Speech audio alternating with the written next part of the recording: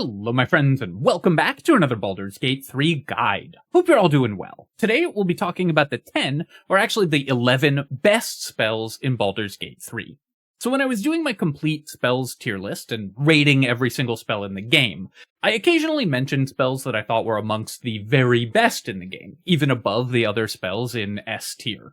I didn't really have any intention of quantifying that, but I wanted to call out spells I thought were especially impactful. And of course, I then started wondering what that list would look like if you did quantify it, so that's what we're doing today. Now, I want to say right away that this list is mostly for fun. The best spells, of course, are going to depend heavily on your party and your personal playstyle, but I think this is a great frame for discussion and to talk about important strategies and things to know about the game. If you're learning the game, this is going to be a great place to start, but I definitely recommend checking out my full spell tier list, which will give you a much more complete picture of how to think about and cast spells. Before I begin, I want to take a quick moment to say thank you so much to Giovanni Casnici for the £2 donation, Gen Me for the €5, Crater84 for the $5, and the Kailushan and HC Sympataja for becoming channel members. Thank you so much, my friends. I really appreciate your support. It really means a lot to me. Alright, let's talk spells. Now, obviously, when we're trying to choose the best of something, we have to take a step back and ask ourselves the question, what does best actually mean in this context? There's a lot of different ways that we could define best for spells. The most damaging, the most powerful crowd control effect, the number of times that I've personally cast it while playing Baldur's Gate, the coolest graphic, the most annoying to your co-op partner if you cast it on them.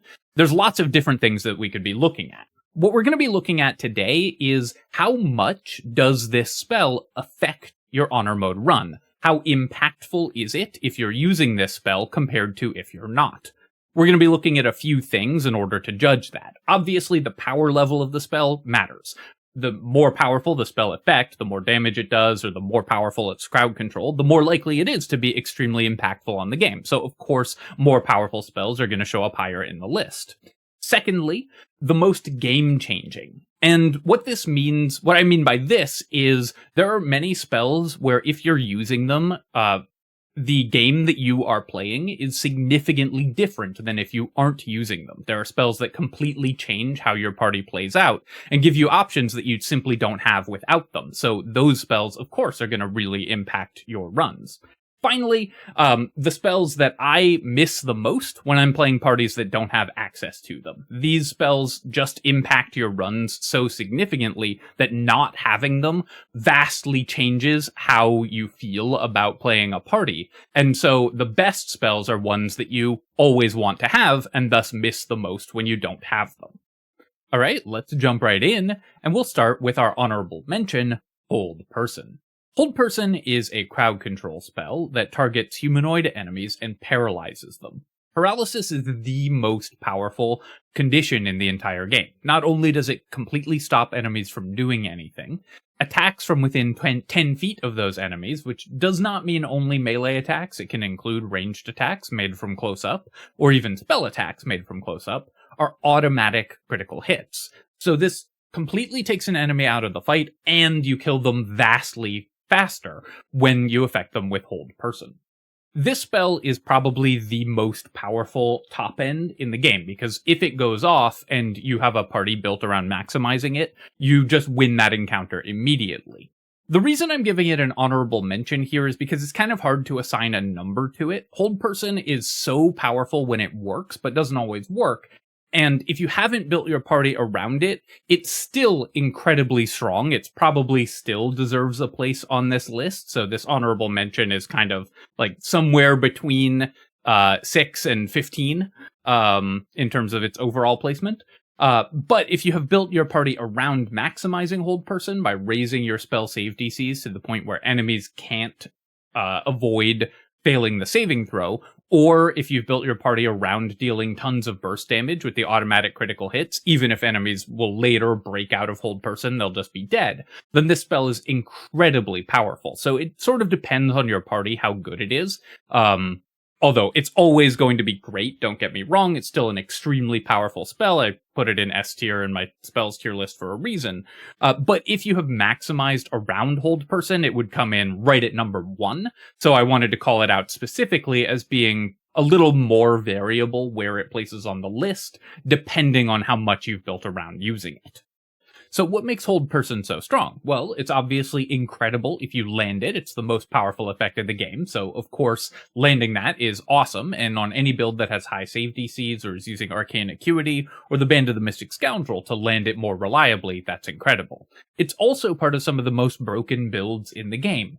If you are building around Hold Person, it's probably the single best thing you can do in Baldur's Gate 3, bar none, because it just kills everything that you landed on, and if you've maximized your party around this spell effect, you can just delete everything that you hit with it. And of course, it's best when you build around it, so you can maximize its usage by making your party use Hold Person more efficiently. You don't have to do that, though. This spell is still incredible, just as part of a spellcaster's repertoire, because even if you haven't really stacked your save DCs, it is just as likely to go off as any other spell, and better when it does. And weighing in at number 10, honestly, there were a lot of spells that I considered putting in the number 10 spot here. Magic Missile, Chromatic Orb, Enhanced Leap are all spells that I considered, but in the end I decided to give the nod to Spirit Guardians. Spirit Guardians is incredibly game-changing because it's so incredible in Act 2. It's basically the best thing that you can do in like 2/3 of the Act 2 encounters. And of course it stays relevant, it's very good in Act 1, stays relevant in Act 3, but for a lot of Act 2, Spirit Guardians just wins the encounter outright. It's a great damage spell because it will almost always damage everything in the encounter, so even though it's slightly lower damage output than other damage spells, you do the damage just by moving around. So as long as you can maintain concentration on it, you get action economy free damage. It doesn't take your turn to use other than casting it initially, which you can do before combat starts. And then you just continuously do damage for free. Against large amounts of weak enemies or enemies who are closely spaced together, that means that you're just going to wipe them out. What really brings Spirit Guardians up to the next level, though, is that it is radiant damage, which makes it the best way in the game to apply radiating orbs and reverberation, which are extremely dominant strategies in Baldur's Gate 3. The items that apply these effects decrease enemy hit chances, so radiating orb items, like the Luminous Armor, which is available very early in the game, will decrease enemy hit chances, and Spirit Guardians lets you do that passively and effectively for free, as long as your cleric is running around applying it. That just wins fights outright. So not only is the spell itself really good, because it's free damage, didn't take you a turn to use, just uses your movement in order to deal damage while your character is still doing other stuff with their turns, and it also applies these incredibly powerful debuffs, so it makes it great for damage, great for control, and it's especially impactful because it's radiant damage in Act 2, which is where a lot of parties can kind of run into trouble if they don't have strategies to beat certain encounters, and Spirit Guardians is just one of the best. So that's why I think that because it has all of these unique effects, you're going to miss it the most when you're not using it, because it just gives you so many different things effectively for free, because you don't have to spend your turn in combat in order to make use of this extraordinarily powerful spell. Weighing in at number 9, Globe of Invulnerability. This is a 6th level spell, which means it doesn't show up until much later in the game, but the effect is so ludicrously powerful that it's still incredibly impactful on your honor mode runs. It just makes everything inside of it completely immune to damage for 3 turns, which, in a game that's about dealing damage, becoming immune to the thing that enemies are trying to do is obviously ridiculously strong. Although Globe of Invulnerability will mostly only show up in Act 3, it just gives you a dominant strategy for all of Act 3. Almost all of the hardest fights in the entire game can be solved with this spell, and effectively this spell alone, as long as you have a little bit of damage to support it, because when you are immune to dealing damage, to taking damage, most fights in the game are just races against enemy damage, which you can then simply ignore. Being able to just not pay attention to the game's main mechanic is obviously super strong. Globe of Invulnerability is probably the most powerful strategy for all of Act 3, which is why I put that the thing that it's best for is winning Act 3, and it's especially good for boss fights, which especially tend to be just pure damage races, so this spell alone will win most boss fights in the game. And I already talked about how one of the criteria that I'm using is how much does this spell change the game. Globe of Invulnerability changes the game more than any other spell you can cast. When you are casting this spell, you're now playing a completely different game. You're no longer playing Baldur's Gate 3, you're playing Watch the Pretty Lights Simulator, because there simply isn't anything that enemies can do to you under most circumstances, and you can just focus on taking them down before the spell ends. Coming in at number 8, Cloud of Daggers. Cloud of Daggers is probably, overall, the best damage spell in Baldur's Gate 3. It has no saving throw or hit roll, which means it always works, and the amount of damage that it does is incredibly high. Cloud of Daggers is actually the third highest damage dealt to a single target as a second level spell, and unlike Scorching Ray or Moonbeam, it has no save or attack roll, so it's almost always going to do the most damage to a single target of any spell you can cast. It also upcasts really well, getting an extra 2d4 slashing damage for every spell level, which means that it's usually more damage than an equivalent level damage spell of every spell level, regardless of what spell slot you're using to cast this spell. It's also incredibly reliable. Having no save and no attack roll means that it always works, so if an enemy or a few enemies are low health, Cloud of Daggers is almost guaranteed to kill them. And if an enemy is high health, Cloud of Daggers is just great sustained damage that can bring them from that high health to the point where Cloud of Daggers will then kill them. Because it does 4d4 damage, that's 10 average damage, but it's very tightly distributed because it's rolling a lot of small dice, so it's very likely to roll damage around that average. And it does that 10 damage both when enemies enter the cloud, either when you cast it on them or if they move into it or get pushed into it, and at the beginning of their turn. So it effectively does 20 average damage before they take a turn, which is more damage than any other spell at this level most of the time. And it's just so incredibly reliable and incredibly damaging, it's just going to be your go-to. I've put it as winning Act 1 because it's especially good in Act 1 where there's lots of low health enemies. A Cloud of Daggers will often kill every goblin before they take a turn.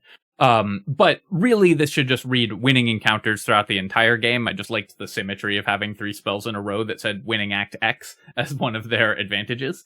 Cloud of Daggers is just the best damage spell in, again, a game about dealing damage, so it's going to be your go-to spell in a enormous number of situations. Coming in at number 7, Sanctuary. Sanctuary is another spell that just completely changes the game that you're playing. It's a bonus action that for 10 turns with no concentration, prevents enemies from targeting the character that it's cast on unless they do damage or inflict a hostile effect. There are lots of ways to affect the game that don't involve doing damage or inflicting a hostile effect, and Sanctuary makes characters that are doing those invincible. So if you're concentrating on a buff, if you're summoning creatures in order to support your allies, Sanctuary just keeps that character from getting hurt. Even aside from ways to just sit in a sanctuary and continuously affect things, a bonus action to just prevent enemies from attacking a character that's in danger for 1 turn, even if that character then breaks the sanctuary on their next turn, is still incredibly strong. If you have arranged your party such that enemies have all chased down 1 party member and can't reach your other party members, sanctuarying that party member will just stun the entirety of the encounter because they will all be trying to attack 1 party member and then they won't be able to, which means they will dash or waste their turn in some other way trying to get back to where they can do something effective. Being able to trade your bonus action for a bunch of enemy turns is incredible action economy. Dungeons & Dragons and Baldur's Gate 3 is basically a game system about trying to take the most relevant turns relative to your opponents. You want to take the most turns possible, and you want your opponents to take the fewest turns possible. And so trading a tiny fraction of your turn for potentially many enemy turns with Sanctuary is incredibly strong. It also just gives you a lot of safety. Honor mode runs are dangerous. If you get a character out of position and then that character dies, it can easily start a snowball that causes you to lose the run. Sanctuary gives you an easy way to undo mistakes or play more riskily without paying any consequences. So it gives you layers of strategy proactively if you want to use it to keep that character alive while they buff or do something else. It gives you ways to defend characters that are in danger, and with clever positioning, it can also give you tremendous amounts of ways to stun enemies or manipulate the action economy. There's also some broken combos where you can do things that you shouldn't really be able to do while in Sanctuary. Moonbeam doesn't break it, so you can still damage enemies with Moonbeam while in Sanctuary. So there are some broken combinations that you can use with this spell to just win encounters without enemies being able to fight back. But even if you ignore those, this spell is still extraordinarily impactful because it just gives you so many options, both proactively and reactively, in order to keep your party members alive and stop the enemies from doing anything. In 6th place, we have a new spell from patch 8, Booming Blade. I said that one of the criteria we're talking about is how much does using this spell change the game that you're playing, and it's hard to overstate how much it changes the game when all of your attacks do like 50% more damage with no downsides. Booming Blade has a lot of text, but basically you can use it on one attack per action, so at least once a turn, and often more than once a turn if you have multiple actions. And at higher levels, it just makes those attacks do more damage for free. You can also, if enemies move, get additional damage from it. I have over here that free is the best price. I said in my spell tier list when I was talking about Booming Blade that something that is free value that you pay nothing for and get something out of doesn't even have to be particularly strong in order to be incredible. If Booming Blade said 1 in a million times you do 1 extra damage on your attack, you would still probably take it on most characters because there's just no downside to taking it in most circumstances. It just costs you the cantrip known slot. But obviously it does way more than that, and in fact what it does is actually inherently very strong as well as being completely free. Not only is 2d8 extra weapon damage on one attack per turn incredibly strong just in and of itself in the late game, and then the extra damage when the target moves can also be pretty powerful. This kind of is deceptive of how much damage it actually does. Because Booming Blade will then apply damage rider effects that you have from other spells, things like Falara Louv, or synergy effects that you have when dealing damage, things like Reverberation will work. It triggers effects that care about casting cantrips, and it triggers effects that care about dealing thunder damage. It has tremendous synergy with all kinds of things, in addition to the base effect being incredibly strong, and again, can't emphasize this enough, free. Dealing damage, of course, is great, and dealing damage with melee attacks is one of the primary ways that you're going to be winning the game, and Booming Blade just makes you better at doing that with no downsides. So not only is it just really good in and of itself, it also leads to even more broken builds if you build around it, or if you enable the synergies that this spell lets you use, and it costs you nothing to do that. So it's just any melee character benefits from having access to this spell and is going to use it constantly throughout the entire game. And entering the top 5 spells in Baldur's Gate 3, weighing in at number 5, Shield. Shield is a reaction that increases your armor class by 5 when you're about to be hit. It only will allow you to trigger it if it would turn that hit into a miss. So the baseline usage of Shield is to trade your reaction for an enemy attack, which is already really, really good. Even if you only get one enemy attack out of casting this spell, turning off a whole enemy turn or part of an enemy turn for just your reaction is great for your action economy. As always, as I said, Baldur's Gate 3 is a game about taking the most turns compared to your enemies, which means you want your enemies to take the fewest relevant turns possible. Trading something that isn't even part of your turn for often an enemy's entire turn is an incredibly good trade.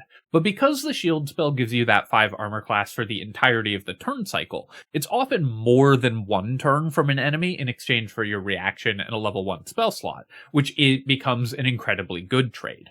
It also, you only have to use it if it's going to be relevant. If it's damage that you can just take happily, you don't have to cast the shield spell, and you can use it when it's damage that is actually going to put you under threat or potentially bring down a character and stop them from acting.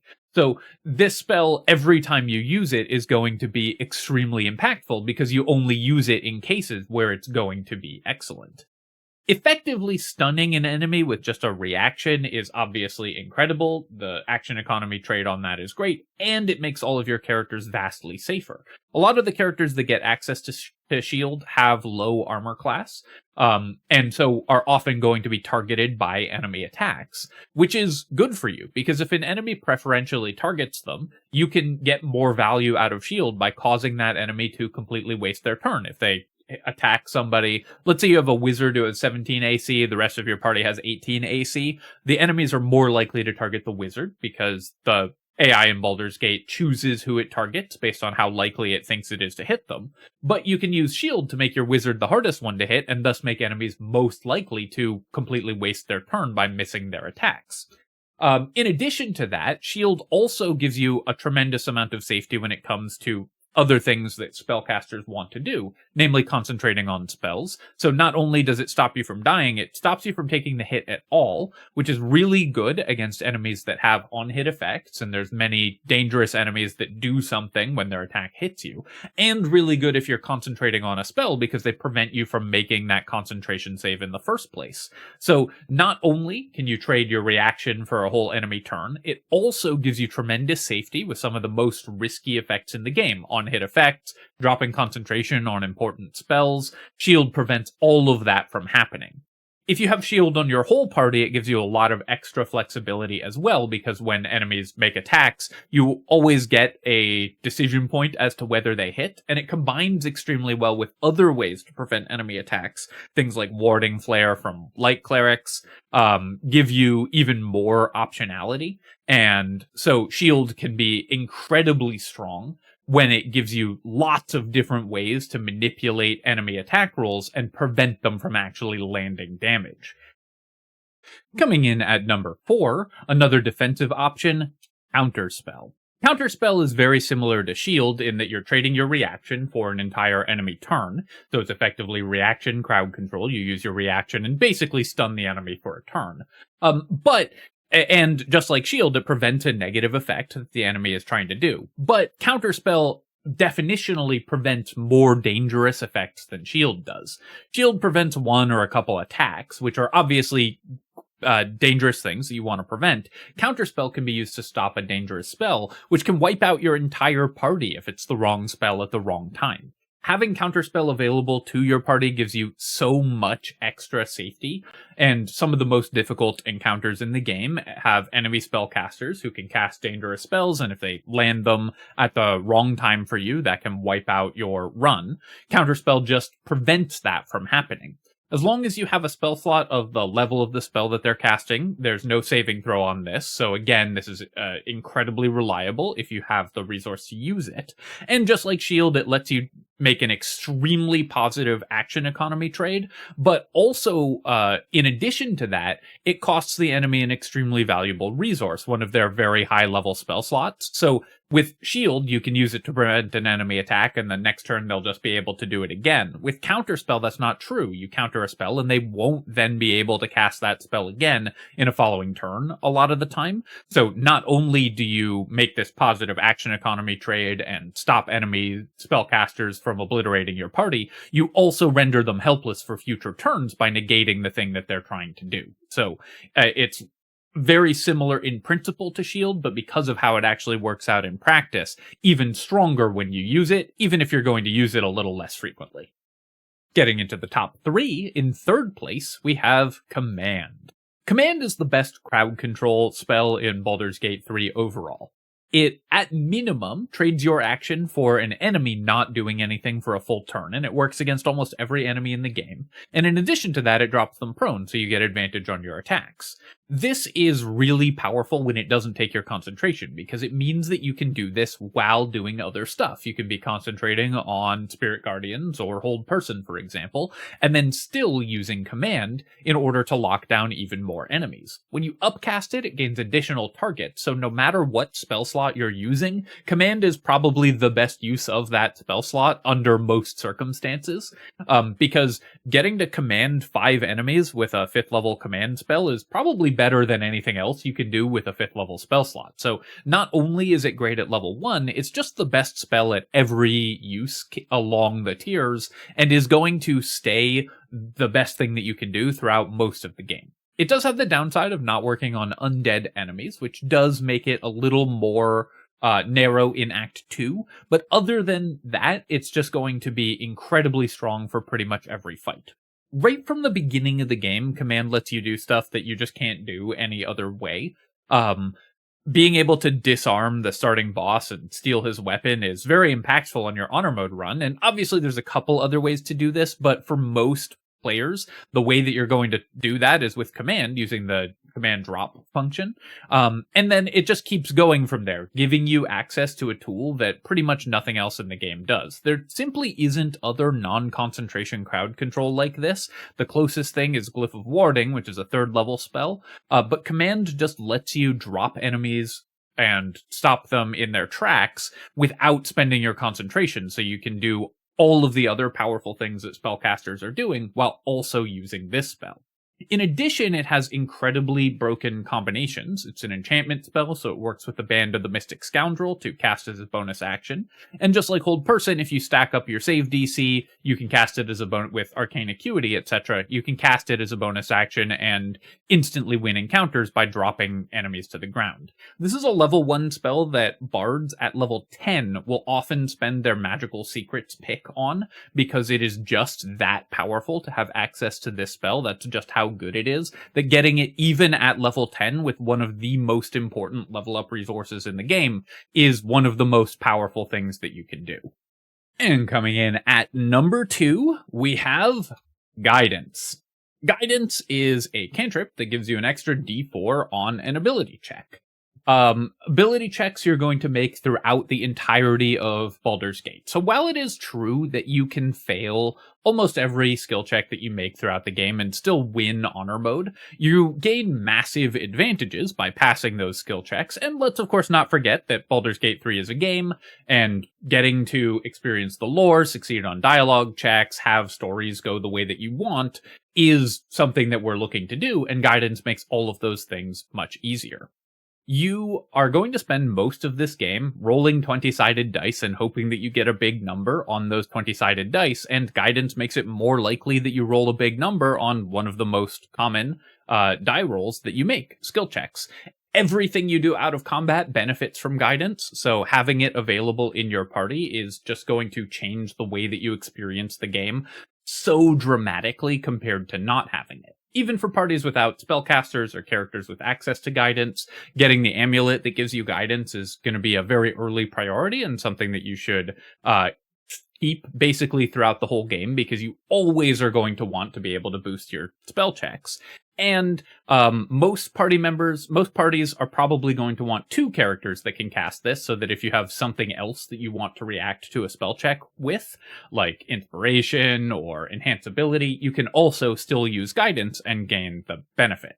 It also has a lot of combat synergies and other things. Because it's a free concentration spell, you can use it with Concentrated Blast, the Illithid power, to do really good damage. You can use it to maintain concentration on a spell for the ring that does extra damage while you're concentrating on a spell. And there's a bunch of other things that you can use it for. You can use it for the Vital Conduit boots to gain temporary hit points, because it's, again, a concentration cantrip. So you get a lot of benefits that you can trigger for free by casting Guidance, and since you want it anyways, those are always great secondary considerations. But of course, the primary thing is that you roll a lot of skill checks in the game, and this makes you better at all of them without costing you anything. As always, free is the best price, Guidance is free, and incredible. And coming in at number 1, regular viewers of the channel will not be surprised by this at all, we have True Strike. No, of course it's Longstrider. Longstrider gives your entire party 10 feet of extra movement speed all day. It's a ritual spell, so it doesn't cost you anything to use. You can cast it on summons and everything, so no matter how many people are in your party, you can just use Longstrider and freely boost their movement speed. Movement speed is overpowered. So again, similar to Booming Blade, even if Longstrider had a much, much weaker effect, it's entirely free to use because it's a ritual spell and it lasts all day, doesn't take your concentration. So even if it had a much, much weaker effect, you would still use it all the time on everyone. But the effect is incredibly strong. 10 feet of extra movement speed will very often make the difference between not taking a turn and taking a turn. On melee characters, it's going to let you get to enemies that you want to attack and then attack them. And on ranged characters, it's going to let you get away from enemies and prevent enemies from being able to take relevant turns. It also, of course, synergizes incredibly well with a lot of the other things that we've talked about. In particular, Spirit Guardians benefits from extra movement speed, and Longstrider gives you extra movement speed, again, at no cost at all. It's always relevant throughout the entire game, so right from the beginning of the game, you should start by casting Longstrider on your entire party as soon as you get access to this spell, and you should never stop. This should always be the first thing that you do every single time you long rest, is just make your whole party faster for free. I think it's very easy to underestimate just how good moving slightly faster is, but here's some extremely common scenarios where you can see just how outsized an impact this free effect has. Let's say you have a melee character 40 feet away from an enemy. With their normal 30-foot movement speed, that character doesn't get a turn, or is taking a much less impactful turn, making a weaker ranged attack. With Longstrider, you walk up and hit them. Let's say you have a ranged character 30 feet away from an enemy. If you have Longstrider, you can shoot them and move 40 feet backwards. If that enemy then dashes to catch up to you and moves 60 feet, you're still 10 feet away from them. So not only did they waste this turn, they're also going to have to waste next turn to get to you when you shoot them and then move backwards again. So we've gained 2 full turns by having Longstrider compared to what we would have if that enemy could just get adjacent to us.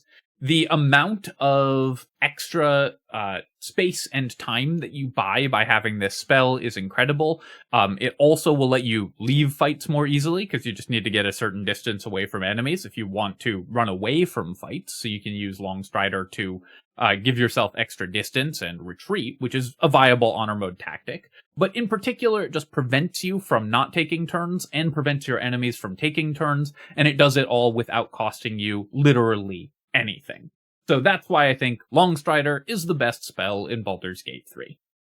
Alright, my friends, I hope that you've enjoyed this look at the 10 or 11 best spells in Baldur's Gate 3. Like I said at the beginning, I wouldn't take this list incredibly seriously. The real version of this list is my spells tier list, because rating a top 10 for something as varied and complex as spells is always going to be an oversimplification, but I think that this was a really fun exercise to talk through what I think the most impactful spells in the game are, and why I think that. As always, of course, if you disagree with any of my picks or think that I missed a spell that deserves a place on this list, definitely let me know in the comments. I'm always interested to hear what you think, and I imagine there are some spells that people are going to be very surprised didn't appear on this list, so I look forward to hearing what those are. Of course, if you've enjoyed the video, then feel free to leave any comment. Doesn't have to be disagreement, but of course it can be. Anything helps me out with the algorithm. And of course, you can subscribe to my channel for more Baldur's Gate 3 guides and other strategy game analysis. Cheers, folks. I'll catch you next time.